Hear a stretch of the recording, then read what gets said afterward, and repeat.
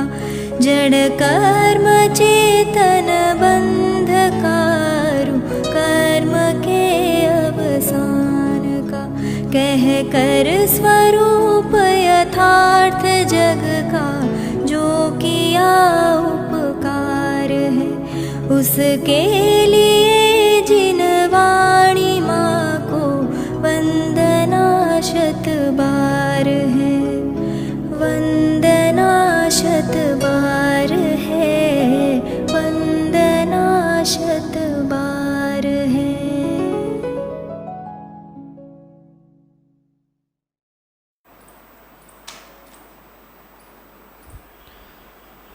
ओम नमः सदेभ्यः ओम नमः सदेभ्यः ओम नमः सदेभ्यः।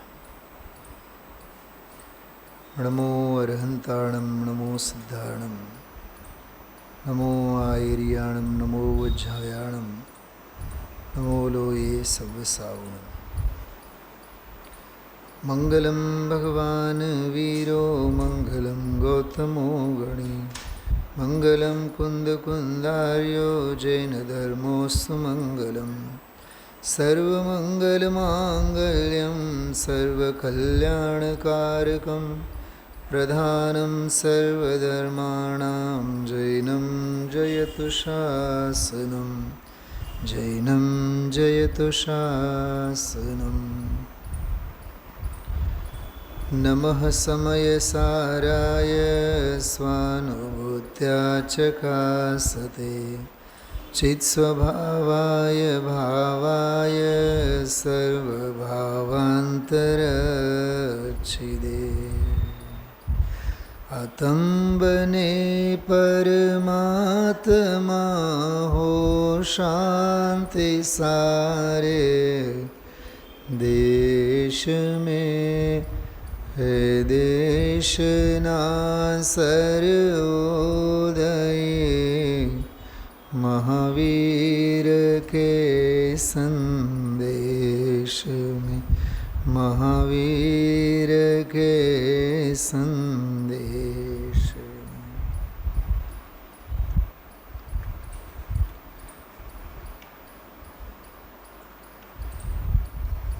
18મી વારના સળંગ પ્રવચનોના ક્રમમાં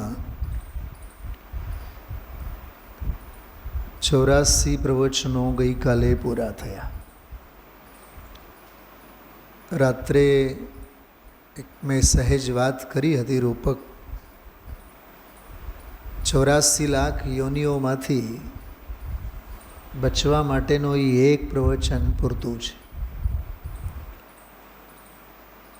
અને કાલે તો પછી મેં મારી મસ્તીમાં 38 બધી જ ગાથાઓની વિષય વસ્તુ અને ખાસ કરીને 38મી ગાથાને કેન્દ્રમાં રાખીને 38મી ગાથામાં જે વિષય વસ્તુ છે અહમ એકો ખલુ શુદ્ધો દંસન નાણમયો અરુવી, આ જે 5 વિશેષણો છે. અને મૂળ તો વાત એ હતી કે અનાદિ અપ્રતિબુદ્ધ જીવ હવે અણ સમજણવાળો રહ્યો નથી.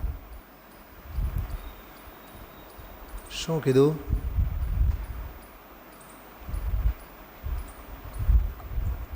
આખી પ્રયોગ પદ્ધતિ છે 38 ગાથાઓની.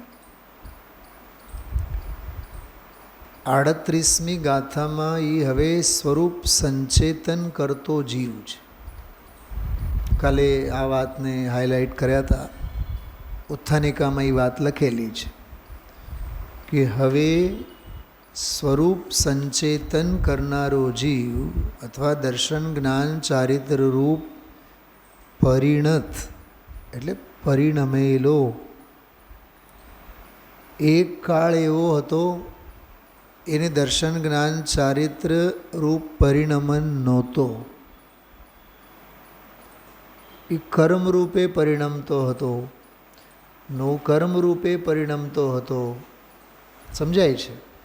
ઇન્દ્રિય જ્ઞાન રૂપે પરિણમતો હતો. 31મી ગાથા.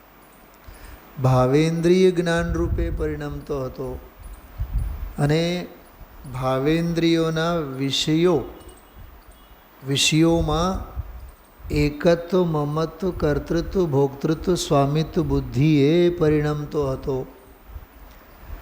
ભાવક ભાવમાં પોતાના સ્વભાવની આભાસી દુનિયા એ સમજતો હતો. શું સમજાય છે? એક શબ્દ બોલ્યો હું હમણાં. કઈ દુનિયા? આભાસી દુનિયા. જેમ કે આજકાલના બધા યુવાઓ છે ને, એ બધી ઇન્સ્ટા અને ફેસબુકની ટેકનોલોજીની, ઇન્ટરનેટની ટેકનોલોજીની આભાસી દુનિયામાં રાચતા હોય છે.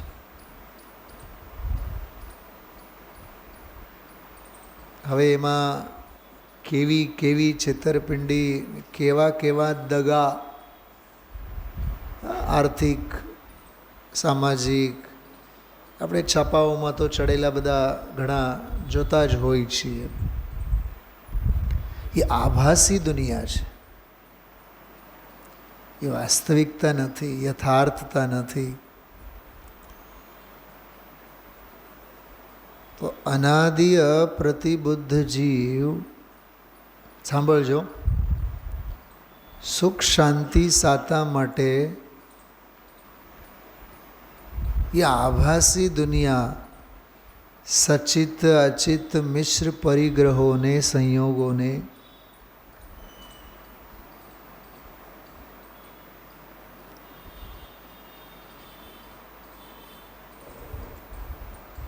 એકવીસ, 22, 23, 24, 25, 26 આ ગાથાઓ એ આભાસી દુનિયામાં રાચનાર અપ્રતિબુદ્ધના લક્ષણો બતાવ્યા, એનું નિદાન પણ કર્યું. અને નિદાનમાં તો સર્વજ્ઞ ભગવાનનો હવાલો આપ્યો. કોનો? સર્વજ્ઞ ભગવાનનો હવાલો આપ્યો. તમે લોકો સમયસાર મૂળ શાસ્ત્ર લઈને બેઠા હો છો? હા, ન હોય તો કાંઈ વાંધો નહીં, શ્રદ્ધાથી સાંભળો, તમને કામ આવશે. કેમ કે તો પહેલાં બીજા ભાગમાં આવેલું છે ને, એમાં હવાલો એમણે સર્વજ્ઞ ભગવાનનો આપ્યો 24મી ગાથામાં. સવણનું નાણ દીઠો જીવો, સાંભળો ધ્યાનથી, સવણનું નાણ દીઠો એટલે સર્વજ્ઞ જ્ઞાને, સર્વજ્ઞ જ્ઞાન અને દ્રષ્ટિ એટલે જોયા. સર્વજ્ઞ ભગવાને જાણ્યું અને જોયું એમ. સર્વજ્ઞ જ્ઞાન દ્રષ્ટો, આ બહુબ્રી સમાસનો વિષય છે વ્યાકરણનો, કે સર્વજ્ઞ ભગવાને જ્ઞાનમાં જાણ્યું અને દ્રષ્ટિમાં જોયું. બરાબર? કેવું જોયું? જીવો, જીવને કેવી રીતે જોયું? ઉપયોગ લક્ષણો નિચ્છમ, નિત્ય ઉપયોગ લક્ષણ સ્વરૂપે. તમને કદાચ ગુજરાતીમાં ગાથા મોડે હશે. સર્વજ્ઞ જ્ઞાન વિશે સદા ઉપયોગ લક્ષણ જીવજે. હમણાં છે ને, 1-2 મહિના પહેલાં મારા હાથમાં એક સહેજે, એક બહુ વિદ્વાને જ મને મોકલ્યું. એમાં તત્વાર્થ સૂત્રના ઉમાસ્વામી આચાર્યના જે સૂત્રો છે, એ સૂત્રોના મૂળ પ્રકરણો પરમાગમોમાં ક્યાં ક્યાં છે. એટલે એ સૂત્રોના મૂળિયા આચાર્ય કુંદ દેવની કઈ કઈ ગાથા કયા કયા પ્રકરણોમાં છે એના નોટ સાથે.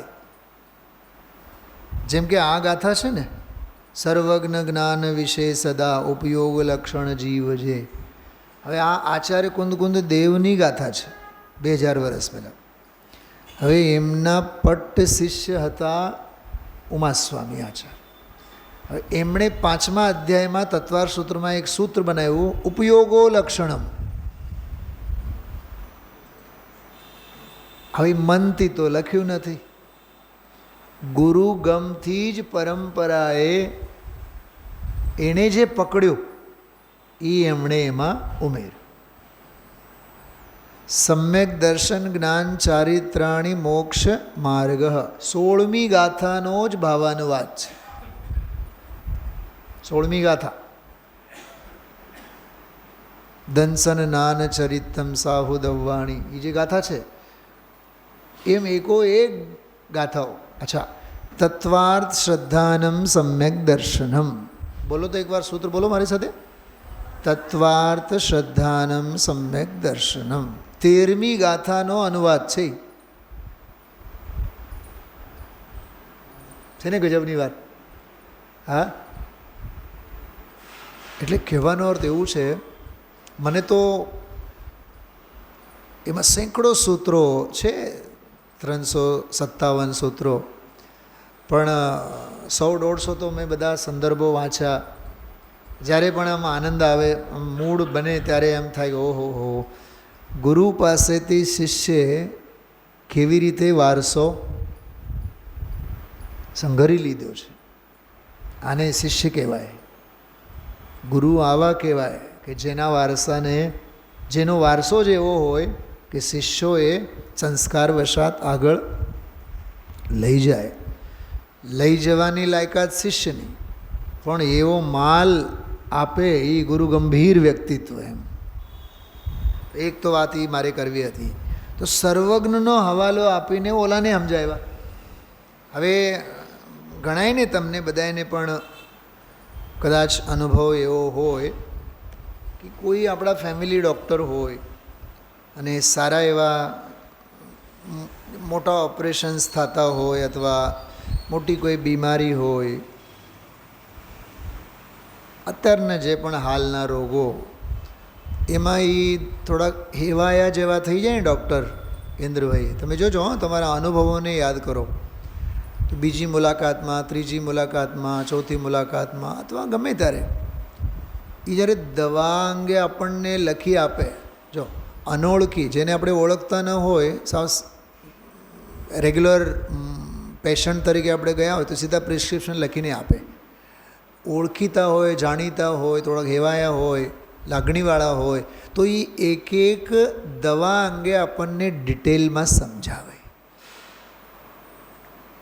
સ્વાતિબેન, અને પછી કહે કે આ જે દવા છે ને, આ દવા તમને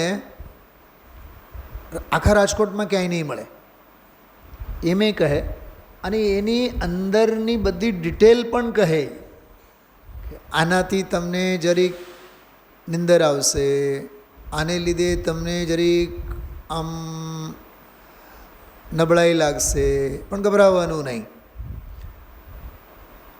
પણ ધીમે ધીમે ધીમે ધીમે ધીમે તમને આની આ જે છે ને તમારી બીમારીમાં આ ટીકડી બહુ અસર કરશે. તમે જોજો, મને બતાવો એ મરીઝને કેટલી સાતા વળે બતાવો. બેનો સમજાય છે હું શું કહું છું? મારી મેડિકલ સાયન્સની વાત નથી કરવી, પણ હું જે પરિસ્થિતિમાંથી હમણાં પસાર થયો અને આવા બનાવો બને અને આવા મિત્રોએ મને વાત કરી, તો એમાંથી મને આ ફિલોસોફી દેખાય છે. એની સલાહમાં જ આપણી અડધી બીમારી દૂર થઈ જાય. યા 19મી ગાથા આ રોપ્યું છે, કર્મને નો કર્મમાં જે અહમ અહમપનું માને તે. હવે એને એ 20મી ગાથાથી 67, 3 ગાથાઓ, 2 અરે વળી પાછું 31, 32, 33 ગાથા, આમાં જે કાંઈ એને સમજણ પૂરી પાડી છે ને, એ એનું બધું ડિસ્ક્રિપ્શનનું ડિટેલિંગ છે. પ્રિસ્ક્રિપ્શનનું બધું આ ડિસ્ક્રિપ્શન છે. હવે એ એક બીજી વાત, એ અપ્રતિબુદ્ધ જીવ, અનાદિ અપ્રતિબુદ્ધ જીવ પણ કેટલો ભાગ્યશાળી. એટલો ભાગ્ય તો એકલવ્યને નહોતો મળ્યો. જે તે કાળે એક ગુરુ હતા, ગુરુ દ્રોણ, પણ એણે ભણાવવાની ના પાડી. અને આ અનાદિ અપ્રતિબુદ્ધવાળો કેરેક્ટર કેવો છે, હું સાચું કહું કે મારા ચિત્તમાં જે દૃશ્ય હું ઊભું કરું છું, મને એમ થાય આ પર્યુષણ પર્વ જેવા દિવસોમાં સાંભળજો, એક અપ્રતિબુદ્ધવાળો એક પાત્ર, એ એક પાત્રીય નાટક, શું કીધું, એક પાત્રીય નાટક, એને એક બાજુમાં ઊભું કરવાનું અને બીજા બાજુમાં એક ગુરુદેવશ્રી જેવો પાત્ર, વંદિત સૌ સિદ્ધે જીવો ઉવો ગમો, એમ કરીને એક પછી એક, એક પછી એક, એક પછી એક ગાથા, એના બધા અર્થ અને એનો ઇફેક્ટ ઓલા અપ્રતિબુદ્ધવાળા ઉપર. હવે એ 19મી ગાથાથી જરીક બોલતો થાય, 18મી ગાથા સુધી તો એ મૂંગો હતો, સાવ મૂર્છા હતી એની, કેમ કે ભારે ભરકમ દવા બધી આપીને, આત્મામાં જ્ઞાન નથી, દર્શન નથી, ચારિત્ર નથી, બોલો ગાથા કઈ? તો આમ બેઠા રહેશો તો કામ નહીં આવે. 7મી ગાથા ખ્યાલમાં આવ્યું? જો હું એકત્વ ભક્તને દર્શાવીશ તો જો અને તોની ભાષામાં પ્રમાણ કરજે, મૂંગો જ બેઠો છે, કેમ કે એની બીમારી જેવી ખતરનાક છે. અને વળી પાછું ધ્યાન રાખજે, હવે રખડ રખડ રખડ રખડ બધે કરવાનો મૂકી દેજે, કેમ કે બધો જ વ્યવહાર અભૂતાર્થ છે. 11મી ગાથા, પણ હળવેથી વળી પાછું કીધું ક્યાંક ચક્કર ન આવે એને, એટલે તો એ છે ને અપરમ ભાવમાં જે સ્થિત હોય એને જાણી લો. તમને સમજાય છે શું કહું છું? એ હું ઓલું નાટકનો સ્ક્રિપ્ટની વાત કરું છું તમને. પછી જઈને એ જેમ જેમ પછી એને કીધું, જો બેટા એવું છે, રાજાને ત્યાં જવું હોય તો પહેલે જાણવું પડે, એને શ્રદ્ધવું પડે, એની સેવા કરવી પડે, તો જ એને મળે કે નહીં? કે જી હા. તો 18મી ગાથામાં કહે છે, તો તું હવે શું કર, ચૈતન્ય રાજાને ઓળખતો થા, જાણતો થા, પરિણમતો થા, તો તું સુખી થઈશ. હવે એ 19માં બોલ્યો, બધી વાત આપની સાચી, આપ અમને હર હાલમાં માર્ગે લઈ આવવા માગો છો. મારી પાસે અહીંયા રાજકોટમાં 4-5 દાખલાઓ એવા છે, નામ નહીં કહું, સાધર્મી મિત્રો છે બધા, એમને હું 6 મહિના, વરસ, 2 વરસ જ્યારે સહેજ મળે ત્યારે હું કહેતો કે ભાઈ તમે સ્વાધ્યાયમાં આવો, પણ કાળલબ્ધિ નહોતી પાકી તો ન આવ્યા હોય, પણ 4-6 મહિના પછી કે કોકના ઉઠમણામાં, કોકની પ્રાર્થના સભામાં કંઈક એવી વાત એને લાગી આવી હોય અને દર્શન કરવા માટે આવ્યા હોય અને ત્યાં બેઠા બેઠા સાંભળે અને અંદરમાંથી વાત ગમી જાય અને આ સ્વાધ્યાય પ્રક્રિયામાં તેઓ જોડાઈ જાય.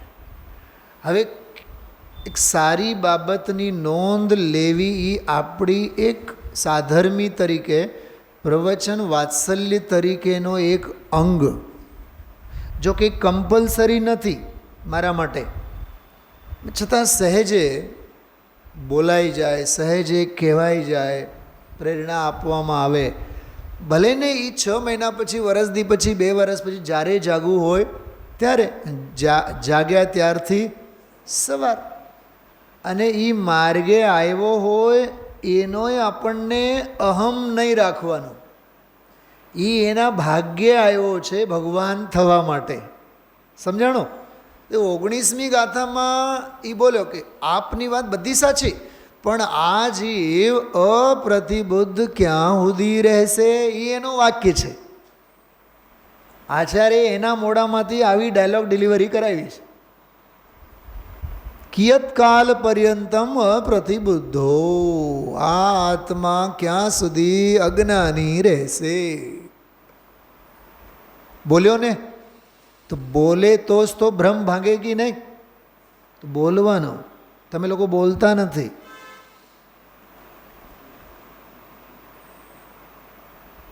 હું કંઈ બીજું નથી કહેતો. હા, ત્યાં અમારે 12મા ધોરણના ક્લાસ હોય ને, ચાલો, તો એક વખત તો પ્રિન્સિપલ આવ્યા. એ કે કેમ આ બધી વાતો કરે છે? મેં કીધું આ ટોકેટિવ ક્લાસ છે, આ મૂંગા મરવાનો આ ક્લાસ નથી. કેમ કે એમને મેં એવો હોમવર્ક આપ્યો હતો, કમ્પલસરી કપલમાં બેસવાનો, બબ્બે, અને બબ્બે એકબીજાને પ્રશ્નોત્તરી કરવાની.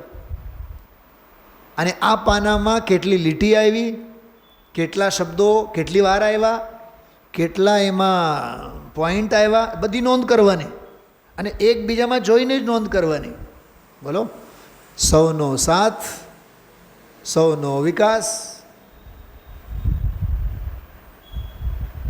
કોઓર્ડિનેશન હોય, સંવાદિતા હોવી જરૂરી છે. ઇન્દ્રભાઈ, એટલે હું આ આચાર્યો સાથે સંવાદિતા, કોઈએ સાંભળ્યું છે ગઈકાલ રાત્રિનો સ્વાધ્યાય? કોઈને જ સાંભળ્યો? કુસુમબેન તો હતા, કાશ્મીરાબેન હતા, વંદનાબેન, જો હા, બેઉ જણાએ સાંભળ્યું છે. 38 ગાથાઓની વિષય વસ્તુ, અને 38મી ગાથામાં જે વિષય છે આખો, એના સ્ત્રોત ક્યાં ક્યાં છે. એટલે તમે કેટલા એંગલથી પૂર્વ રંગ અધિકારને જોવાની એક કળા છે. છેલ્લે પછી 38મી ગાથા, એની મૂળ ગાથાનો પાઠ, ગાથાની ટીકા, લગભગ 9:15 ગઈકાલે સ્વાધ્યાય પૂરો થયો. અને થયો છે માત્ર 51 જ મિનિટ. મેં એમ કીધું 84 કલાકમાં આપણે જે સાંભળ્યું એ આજે 50 મિનિટમાં પૂરું થયું. આખી પૂરી સમરી, ઓરિજિનલ મૂળ સમરી છે. ઓલો અપ્રતિબુદ્ધવાળો 19માં બોલ્યો, હવે એનો પછી નિદાન, પોસ્ટમોર્ટમ, જે કાંઈ કહો, કરતાં કરતાં કરતાં કરતાં ગયા. વળી પાછો એ બોલ્યો. અપ્રતિબુદ્ધવાળો 2 જ વખત બોલ્યો છે. ડૉક્ટરની સામે ઝાઝું બોલવાનું ન હોય. કેમ કે એ સમોશરણ કોનું છે? એ ડૉક્ટરનું સમોશરણ છે. એ સમોશરણમાં તો વાણી તો એમની જ ખરવાની. આપણે અહીંયા પંચનાથમાં, આ શું નામ, તમારા વિરેનભાઈ અને વિરેશભાઈ, વિરેનભાઈ ને શું નામ, અને આ તમારા મકાનની પાછળ વાળી શેરી, ઓલા કયા ડૉક્ટર, એ ઓલા ગાયનાકોલોજિસ્ટ, હા એવું કંઈક નામ છે ને એનો. હા, એ મને તો પહેલી વખત અમે લોકો જ્યારે એને મળવા ગયા, મને તો મૂક કેવડી જ લાગી. આજે 15-20 વર્ષ પહેલાંની વાત છે. અને બીજી વાર, ત્રીજી વાર, 3 મુલાકાતો લીધી હશે. મેં તો ઘરે શ્રીમતીને કીધું, મેં આપણને ભાઈ આવા મૂક કેવડી નહીં ગમે. મેં કીધું રીતસર, મેં કીધું હું હવે આવીશ નહીં. મેં તો હાળો કાંઈ બોલે જ નહીં. બતાવો 7 પ્રકારના કેવડીમાં કયા કેવડીથી આપણું ભલું થાય છે? બતાવો, બોલો. સામાન્ય કેવડીથી, મૂક કેવડીથી. 7 કેવડીમાં શ્રુત કેવડી નહીં આવે. એ શ્રુત કેવડી છે, કેવડી નથી. કાં તમે આવો ખોટો જવાબ આપ્યો? ઘરે જઈને પહેલાં 7 કેવડીઓના નામ લખી રાખજો. હું કહીશ નહીં અત્યારે. આ બધું બહુ કામ આવે. તીર્થંકર કેવડીની વાણી ખરે. નમો અરહંતાણમ. કોણ છે એ નમો અરહંતાણમ? અંતકૃત કેવડીથી આપણું કાંઈ બોલું નહીં થાય. એ અંતર્મૂર્તમાં એ પોતે કેવડી બની જાય. ઉપસર્ગો સહી સહીને ઉપસર્ગ કેવડીઓ થાય. આપણે હું એની સાથે લેવું દેવું? એ તો નમો સિદ્ધાણમ, નમો સાહુણમમાં હતા, નમો સિદ્ધાણમમાં. અચ્છા, હું તમને એક સિમ્પલ ઓલા ડૉક્ટર થ્રુ હું તમને વાત કરવા માગતો હતો. કયો ડૉક્ટર ગમે? આપણને બોલે, સમજાવે, બે સલાહ વધારે આપે એ ડૉક્ટર ગમે કે મૂંગા મંતર બધું સાંભળી લે, પ્રિસ્ક્રિપ્શન લખે અને પછી જવા દો? કોણ ગમે? તો મને 25 વર્ષ પહેલાં એ જ નહોતા ગમ્યા, એમ સમજાય છે.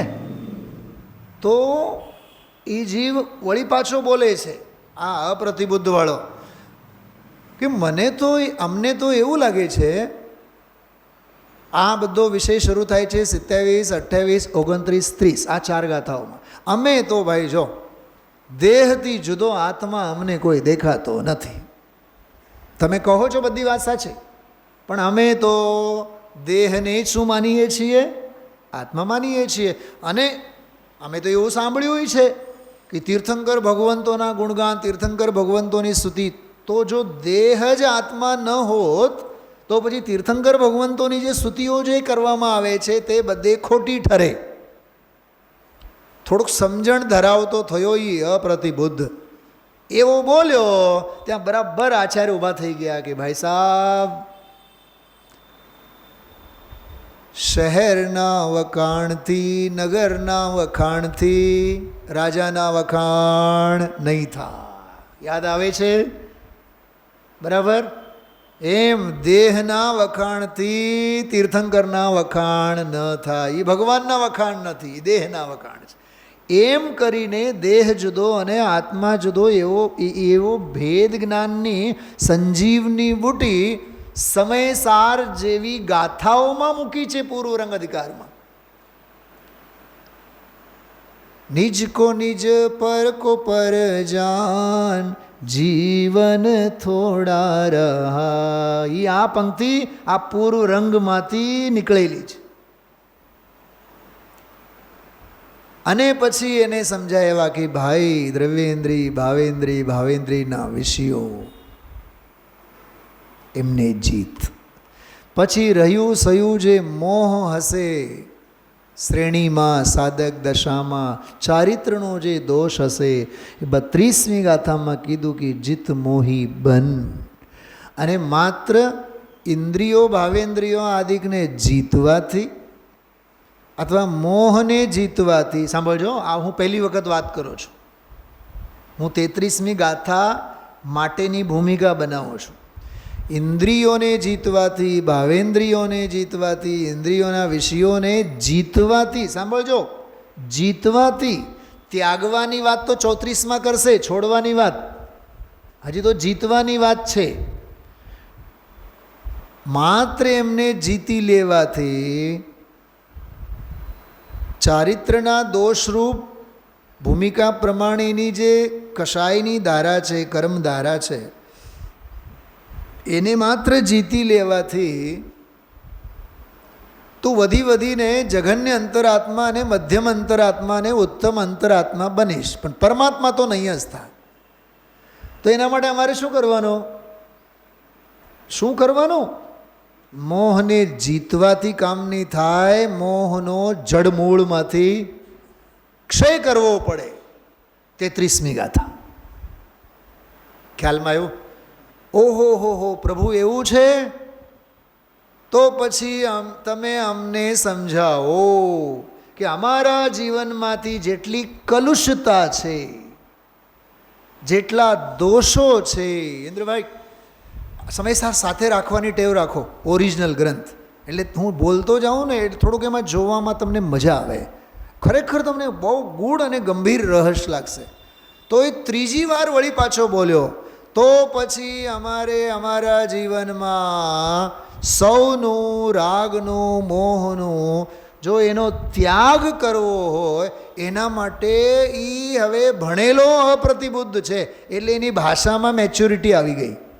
એ એવો બોલ્યો, પ્રત્યાખ્યાન કેમ થાય? ત્યારે આચાર્ય બોલ્યા, પ્રત્યાખ્યાન બીજું કાંઈ છે જ નહીં, જ્ઞાન જ પ્રત્યાખ્યાન છે. કંઈક દાખલો આપો. છે ને, અમે આહાર માટે જતા હતા ત્યારે ધોબીની ઘરે ત્યાં માથાકૂટ હાલતી હતી. ધોબી ઓલાને એક ભાઈને સમજાવતા હતા. એની હારે બીજો એક ભાઈ હતો. એ બેવ વચ્ચે શું કહેવાય ગુજરાતીમાં, જામી હતી. જો કે અમે તો આહાર લઈને અમે નીકળતા હતા, જતા હતા ત્યારે તો પછી અમે તો નજરે ન નાખીએ, પણ જ્યારે આવતા હતા ત્યારે સહેજ નજર ગઈ અને બધી વાર્તા ખબર પડી ગઈ કે કોકની ચાદર ઓલો કોક બીજો જઈને પહેરીને ઓઢીને સૂતો હતો, એને તો એને નાગો કરી મૂક્યો. લખેલું છે એવું. ફરીથી બોલું છું, અમારા શબ્દો નથી. નગ્ની ક્રિયમાણો એણે એની પાસેથી ઓઢીને ખેંચીને કીધું કે શીઘ્ર ઊભો થા, સાવધાન થા, આના લક્ષણો આ છે, આ મારી ચાદર છે, આ મારા કપડાં છે, તારા નથી. એમ જડના લક્ષણો જડમાં, જીવના લક્ષણો જીવમાં, જે અમે તમને 27મી ગાથામાં કહી આવ્યા હતા એમ કરીને એણે સમજાવ્યા 35મી ગાથામાં. અને પછી કીધું કે જો સાંભળ, તને 2 મંત્ર આપીએ છીએ, ભેદ જ્ઞાન નંબર 1, ભેદ જ્ઞાન નંબર 2. એવું છે કે હા, તું જે અનાદિકાળથી અત્યંત પ્રતિબુદ્ધપણાને સેવે છે ને, એના પાછળ 2 ભૂલો છે. નંબર 1, ઉદયરૂપ ભાવક. શૈલાબેન, આ શબ્દો મેં ગઈકાલ રાત્રે બોલ્યા હતા. ઉદયરૂપ ભાવક અને ઔદયિક રૂપ ભાવી. એ દ્રવ્ય કર્મ અને ભાવ કર્મની દુનિયા છે. પણ તું શું માનતો હતો? એ મારા રાગદ્વેષના ભાવ, મારા પુણ્ય કર્મ, મારા પાપ કર્મ. આપણને કોઈ અત્યારે કોઈ પુણ્યાત્મા કહે તો કેવું લાગે? બતાવો, બોલો. હા ઇન્દ્રભાઈ, તમને સમજો 2-3 મહિનાથી તમે આવો છો, સાંભળો છો, તમને કોક શૈલાબેન જેવા જીવ કોક તમને કહે, ઇન્દ્રભાઈ બહુ પુણ્યાત્મા છો તમે. આંખો બંધ કરીને વિચારો, પુણ્યાત્મા કીધું કેવા ગલગલિયા થાય. ગુરુદેવ શ્રી કહે છે પુણ્યાત્મા કોઈ કહે, બનાસીદાસજી કહે છે ભાગ્યશાળી કોઈ કહે તો એમ લાગવું જોઈએ હું નાકના ગુંગા ચાવું છું. ભાગ્યોદયને વિષ્ટા ગણે છે બનાસીદાસજી. અરે પુણ્યાત્મા કીધું કોઈ સન્માન નહીં, ગાળ છે. કેમ કે મારી ઓળખાણ શેનાથી કરાવ્યા તમે? ઉદયથી, કર્મોદયથી. એ જડ કર્મોદયથી તમે મારી ઓળખાણ કરાવી. અરે હું પાપાત્મા તો નથી જ, હું પુણ્યાત્માય નથી, મને આત્મા રહેવા દો. તો 36મી ગાથામાં એ ભેદ જ્ઞાન કરાયું કે ભાવે ભાવક ભાવથી તું જુદો છે, અનાદિકાળથી જે વિકારોમાં પડ્યો પાથર્યો રહ્યો છે, સૌથી પહેલાં એનાથી ભેદ જ્ઞાન કર. એ રાગાદી ભાવો કશાયો મંદ થઈ, ભક્તિના ભાવ ઉછળ્યા, વ્રતના ભાવો ઉછળ્યા, સંયમના ભાવો ઉછળ્યા. હમણાં અવર્ણવાદના પ્રવચનમાં સ્મૃત પ્રકાશજી એક વાત કરી હતી, અમે એટલું સંયમ પાળીએ છીએ તો અમને તો શું કહેવાય ગુજરાતી ભાષામાં આપણે વળતર કાંઈક તો મળવું જોઈએ.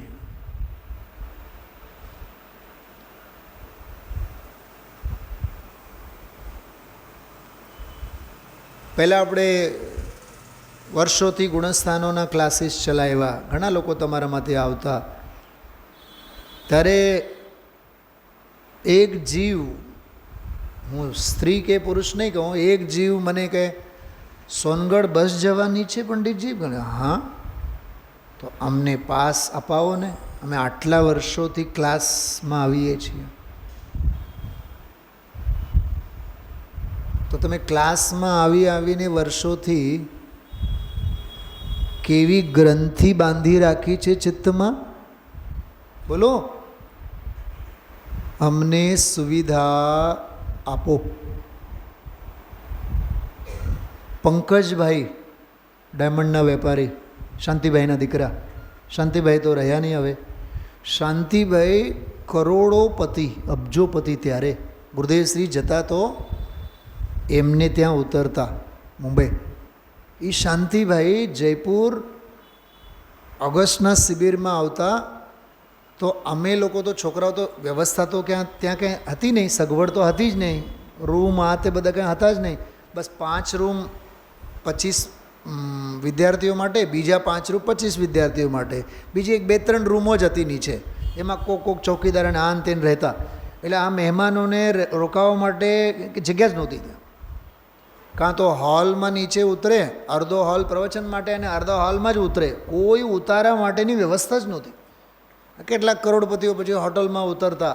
પણ એ આ કરોડો અબજોપતિ શાંતિભાઈ ઝવેરી અમારી સાથે હોલની લોબીમાં રહેતા, અમારી સાથે, વિદ્યાર્થીઓ સાથે.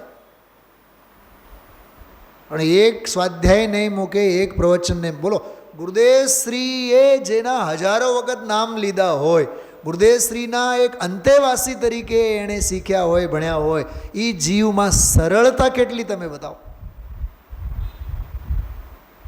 ખ્યાલમાં આવે છે? જ્ઞાન વધે એટલે માન અભિમાન નહીં વધે, નિર્માનપણું વધે, સરળતા વધે.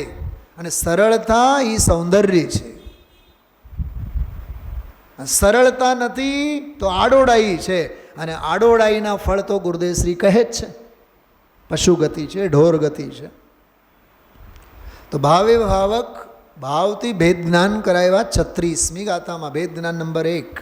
અનાદિકાળ ક્ષણ ક્ષણ ભયંકર ભાવ મરણે કાહો રાચી રહ્યો. આ પંક્તિના મૂળિયા છે 36મી ગાથામાં. સમજાણો? આ 36મી ગાથાનો ભાવ છે. ક્ષણ ક્ષણ ભયંકર ભાવ મરણે કાહો રાચી રહ્યો. આ શ્રીમદજીની પંક્તિ નથી, આ આચાર્ય કુંદ કુંદ દેવ અપ્રતિબુદ્ધવાળા જીવને 36મી ગાથામાં સમજાવે છે. કાં તમે રાચો છો? હવે મૂકો.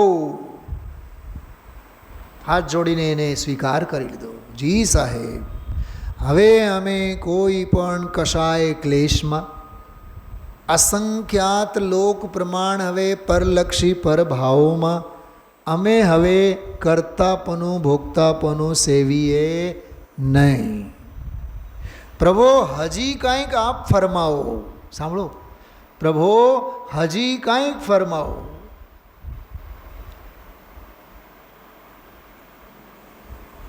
વંદનાબેન, આ 9મા 10મા ધોરણમાં ક્યારેક અમે લોકો કોઈ ક્લાસ લેવા જઈએ ને,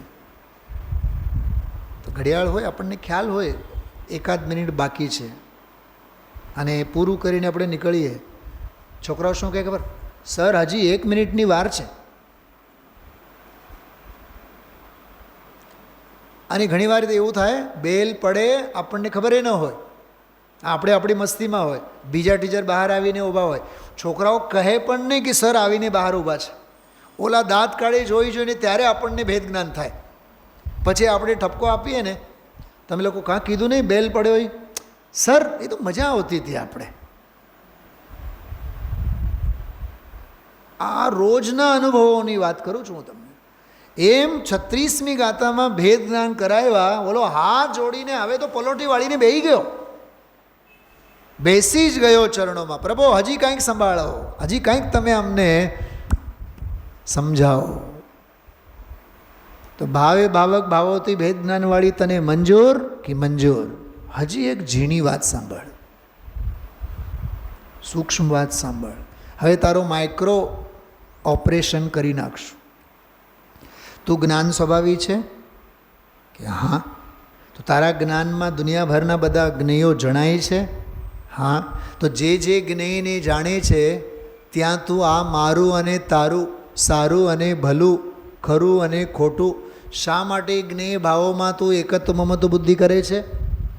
જ્ઞેય છે ને, એને માટે પછી આચાર્ય બોલી ઉઠ્યા, પર વસ્તુમાં નહીં મૂંઝવો, એની દયા મુજને.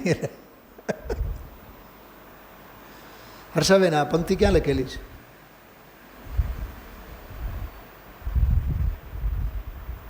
અમૂલ્ય તત્વ વિચારમાં. પર વસ્તુમાં નહીં મૂંઝવો, એ મારા પણ હેતુ પરિણમતો નહીં અને એના જેવી કોઈ નિર્દયતા નહીં. અને પછી બોલ્યા તારો અરે તારો અરે. સમજાણો? એમ બોલ્યા તો જ્ઞાયકથી ભેદ જ્ઞાન કર્યું થયું. તો ઓલો જે બેઠો હતો ને પલોટી વાળીને, એ એવો આમ 14 રાજુ ઉછળી ગયો. હું એક શુદ્ધ સદારૂપી જ્ઞાન દર્શનમય, એમ કરીને 38મી ગાથામાં એની જટાઓમાંથી ગંગા ઉછળી પડી. સ્વાતિબેન, એવી ગંગામાં આપણે સ્નાન કરીએ છીએ. એ આ ગંગા સાચી તો ગંગા યહ વીતરાગવાણી. અદ્ભુત ગાથા, અદ્ભુત પ્રવચન. આવું રૂપક તો મેં કાલે પણ લીધું હતું, પણ આ ટાઈપનું નહોતું લીધું. આજે તો થોડોક ઓલો અભિનયવાળી સ્ટાઇલમાં મગજમાં પ્રતિબિંબિત થવો જોઈએ કે વાહ, જીવનમાં ફરીથી વાંચવાની જરૂર નથી. સમયસાર પ્રવચન. એક કોઈ પણ ગાથાની તમે ઉત્થાનિકા બોલો એટલે ફટ દઈને ઓલું ગાથા યાદ આવવું જોઈએ. અરે ગાથામાંનો એક શબ્દ બોલો, ભગવાન જ્ઞાન સ્વભાવ, તો ફટ દઈને આંખોમાં દેખાવી જોઈએ. 31મી અને 32મી ગાથાની ટીકા ખ્યાલમાં આવે છે. એક એક શબ્દે શબ્દ સાથે વળગીને રહો તો જ આ. નહીં તો જય ધવલાની જે મેં વાત કરી હતી આપ સૌને, સાંભળે ખરું પણ ધારણામાં ન રાખે, અવધારે નહીં, એ દ્રવ્ય શુદ્ધની વિરાધના છે. જય ધવલામાં લખેલું છે આવું, કશાય પાહુડમાં. સાંભળે સમજે પણ એને અવધારે નહીં, તો અવધારવા માટે જ છે ને આ તો. ખ્યાલમાં આવ્યું? તો આજે આપણે 19મી વારનો પ્રવચન ગુરુદેવશ્રીનું સાંભળ્યું. પરમેશ્વર શબ્દ જ્યારે આવ્યો ત્યારે ગુરુદેવશ્રી બહુ સરસ બોલે. એ પરમેશ્વર એ જ્ઞાનેશ્વર છે, એ દર્શનેશ્વર છે, સુખેશ્વર છે, એ વીરેશ્વર છે, પ્રભુતેશ્વર છે, સ્વચ્છતેશ્વર છે. કેટલા બધા ઈશ્વર ઈશ્વર ઈશ્વર ઈશ્વર ઈશ્વરને લીધા અને દુનિયાને પડી છે જડેશ્વરની. કહેવાની મને તો ઘણું હસવું, ખરેખર હસવું આવે. અમારા જ્યારે મિત્રો, મને તો ધિક્કાર થાય. મારી ઓલી આજીવિકાની ઔદૈહિક ભાવ, ધિક્કાર તો દ્વેષ નહીં પણ એક વૈરાગ્યને ઉપેક્ષા થાય. ઓલા મિત્રો જ્યારે વાત કરતા હોય ને, ત્યાંના ઓલા રોકડિયા છે હનુમાન, ત્યાંના રોકડિયા હનુમાન, અરે ત્યાં તો હુતા હનુમાન. મેં કીધું કે સૂતા હનુમાને આપણા માટે વંદની. જડેશ્વર છે ને, ક્યાંક છે જડેશ્વર, તમે બધાએ સાંભળ્યું હોય શબ્દ જડેશ્વર. જડેશ્વર મહાદેવ એમ જ છે ને. શંખેશ્વર તો જૈનોના. અરે આ શંખેશ્વર છે, આ શંખ છે. આ દાંડી પીટી પીટીને ગુરુદેવશ્રીએ આ બતાવ્યું છે. યાદ રાખજો. એક આચાર્ય કુંદકુંદ દેવ, એક સમયસાર અને એક પૂજ ગુરુદેવશ્રીની વાણી. આ ત્રણેયમાંથી ક્યાંક ચૂક્યા એટલે 84 લાખ યોનિઓ નક્કી જ છે. ભાવ ભ્રમણ નક્કી જ છે. દિગંબર સંતોનો કેટલો મહિમા ગાયો ગુરુદેવશ્રી આજે. આ દિગંબર સંતો સિવાય ક્યાંય નથી. અને હજારો વર્ષો પહેલાં લખેલી ટીકા. અમૃતચંદ્રાચાર્ય દેવને તો 1000 વર્ષ થયા, પણ 1000 વર્ષે પણ આજે આ આપણી પાસે બધું જ છે. તો એ જો આપણે આનું ઘોલન, આનું ચિંતન, આનું મનન ન કરીએ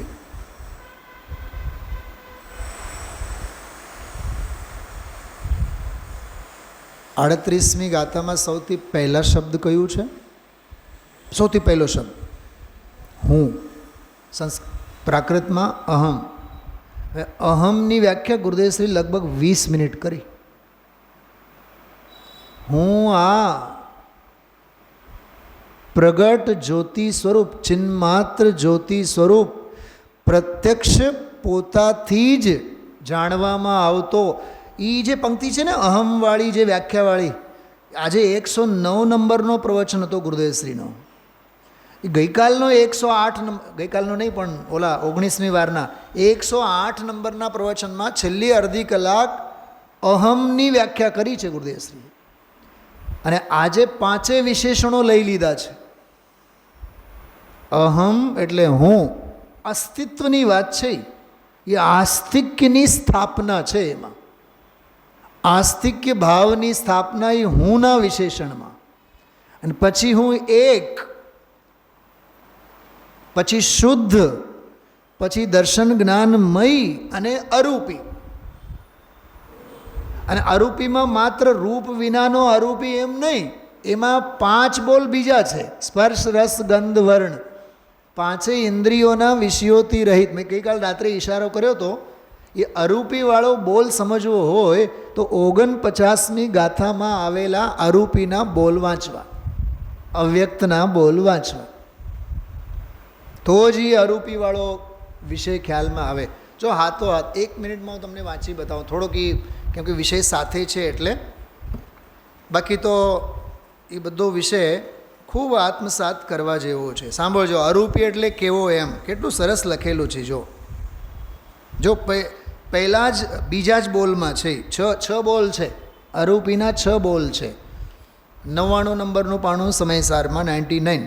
એ રીતે જીવ ખરેખર પૂદગલ દ્રવ્યથી અન્ય હોવાથી તેમાં રૂપ ગુણ વિદ્યમાન નથી, માટે અરૂપ છે. આમાં શબ્દ ધ્યાન આપો. પૂદગલ દ્રવ્યથી અન્ય કીધું, પૂદગલ દ્રવ્યથી અન્ય કીધું, અને રૂપ ગુણ વિનાનો કીધું, માટે આત્મા કેવો? અરૂપ. બીજો, પૂદગલ દ્રવ્યના ગુણોથી પણ, જો ઓલામાં પૂદગલ દ્રવ્ય કીધું તો આમાં શું કીધું? પૂદગલ દ્રવ્યના ગુણોથી પણ ભિન્ન હોવાથી રૂપ ગુણ નથી, માટે અરૂપ છે. પૂદગલ દ્રવ્યથી જુદો, પૂદગલ ગુણોથી જુદો. ત્રીજો, પરમાર્થે પૂદગલ દ્રવ્યનું સ્વામીપણું એની માલિકીપણું, સ્વામીપણું પણ તેને નહીં હોવાથી તે દ્રવ્યેન્દ્રિયના આલંબન વડે પણ રૂપ દેખતો નથી, માટે અરૂપ છે. હવે 31મી ગાથામાં તો દ્રવ્યેન્દ્રિયોને સ્થાપ્યા, અંદરમાં પાવર હાઉસ ભાવેન્દ્રિયોને સ્થાપ્યા, અને બહારની દુનિયાને પણ ઊભા કર્યા, અને કીધું આવું બધું બંધ કર. ભાવેન્દ્રિયોના બળે, દ્રવ્યેન્દ્રિયોની ઓથે વિષયોને જાણવામાં જે તું ધોંસ બોલાવે છે એ 31મી ગાથામાં બંધ કરાવ્યા, અને કીધું તારે જૈન થવું છે ને તો જીતેન્દ્રિય બન. જીતેન્દ્રિય જીન, જૈન નંબર 1, જૈન નંબર 2 કોણ? 32 વાળો, અને જૈન નંબર 3.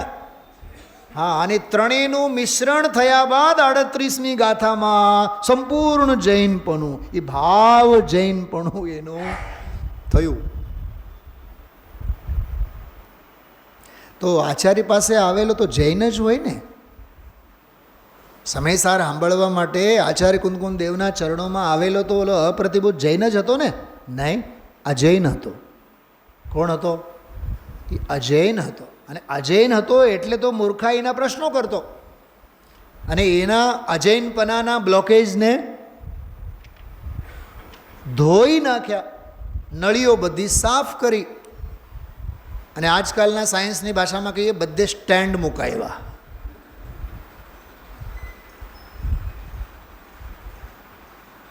ઓલા દુનિયામાં જે સ્ટેન્ડ મૂકવામાં આવે છે એ તો 12-15 વર્ષે વળી પાછા રિપ્લેસ કરવા પડે, અને આ સ્ટેન્ડ એવા છે એ હવે એ સ્ટેન્ડ લઈને ભેગા નમો સિદ્ધાણમ.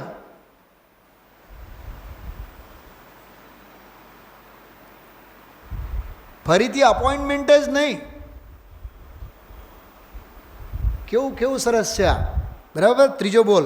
ચોથો, પોતાના સ્વભાવની દૃષ્ટિથી જોવામાં આવે તો ક્ષયોપશમિક ભાવનો પણ તેને અભાવ હોવાથી તે ભાવેન્દ્રિયના આલંબન વડે પણ રૂપ દેખતો નથી. જો દ્રવ્યેન્દ્રિયની ઓથ પણ કાઢી નાખી, ભાવેન્દ્રિયની ઓથ પણ કાઢી નાખી, સ્વામીપણું કાઢી નાખ્યું, ગુણોને કાઢી નાખ્યું, દ્રવ્યોને કાઢી નાખ્યો. કેટલી વાર લાગી યાદ રાખવા માટે? પણ આ રીતે વાંચો ને, આ રીતે સ્વાધ્યાય કરો તો જ એ બધું વિષય આત્મસાત થાય. આગળ, સકલ વિષયોના વિશેષોમાં સાધારણ એવા એક જ સંવેદન પરિણામરૂપ તેનો સ્વભાવ હોવાથી, સંવેદન પરિણામ એટલે જ્ઞાન, તે કેવળ એક રૂપ વેદના પરિણામને પામીને રૂપ દેખતો નથી, માટે અરૂપ છે. ગજબ! એ માત્ર રૂપને નથી દેખતો, એ બધાને જ દેખે છે, બધાને જાણે છે. કેવો સરસ! હા, સકલ જ્ઞેય જ્ઞાયકના તાદાત્મ્યનો નિષેધ હોવાથી. આ 37મી ગાથા, 37મી ગાથાનો આ રહસ્ય આમાં ભરેલો છે.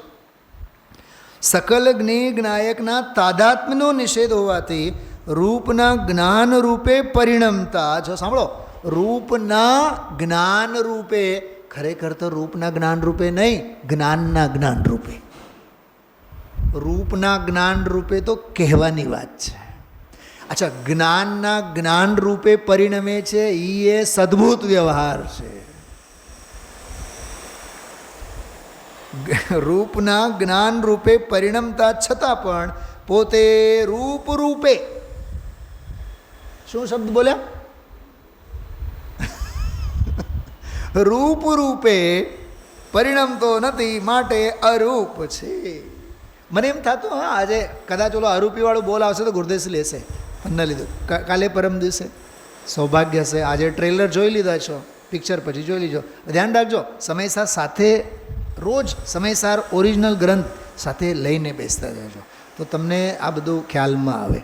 તો આજે પણ હમણાં આપણે 38મી ગાથા, એના જે અદ્ભુત પ્રવચનો 19મી વારના ગુરુદેવશ્રીના, એમાંથી બધા વિશેષણોની વાત આપણે કરી છે. અને સમગ્ર સમુચ્ચય સાર રૂપે પૂર્વ રંગનો અધિકાર આપણે લીધો. છેલ્લી એક વાત કરું, પૂર્વ રંગ જ્યારે આવો હોય તો પછીનો રંગ કેવો હોય? શું કીધું? પૂર્વ રંગ આવો હોય તો પછીનો રંગ તો કેવો હોય?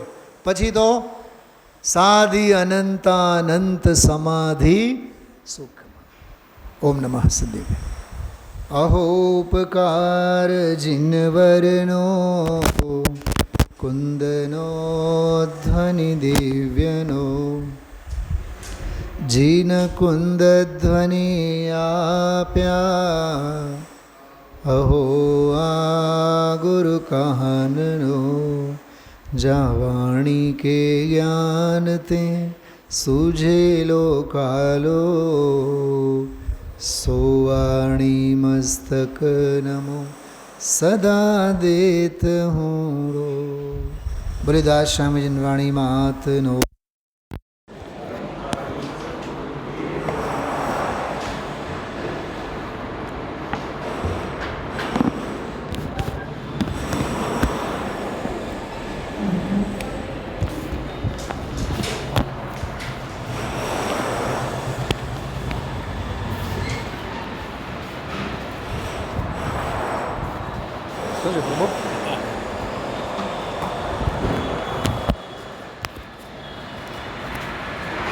કેટલી વાર રિપીટ કરીએ ગુરુદેવશ્રી 1919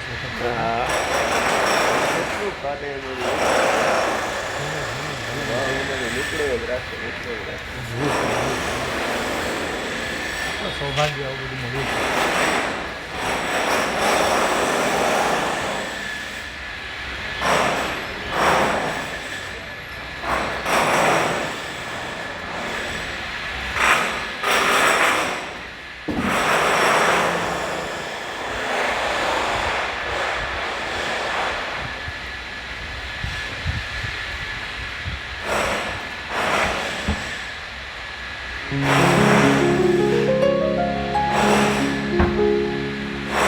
निज निधि निज में बताए, यह अनंत उपकार है, उसके लिए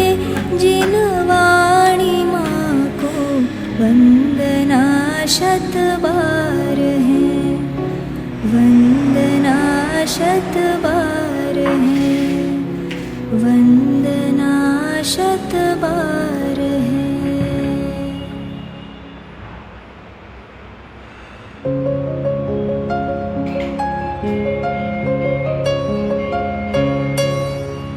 हे जिनवाणी भारती तो ही जपो दिन रैन, जो तेरी शरणा गहे सो पावे सुख चैन। जावाणी के ज्ञान ते सूझे लोकालोक, सोवाणी मस्तक नवो सदा देत हो ढोक।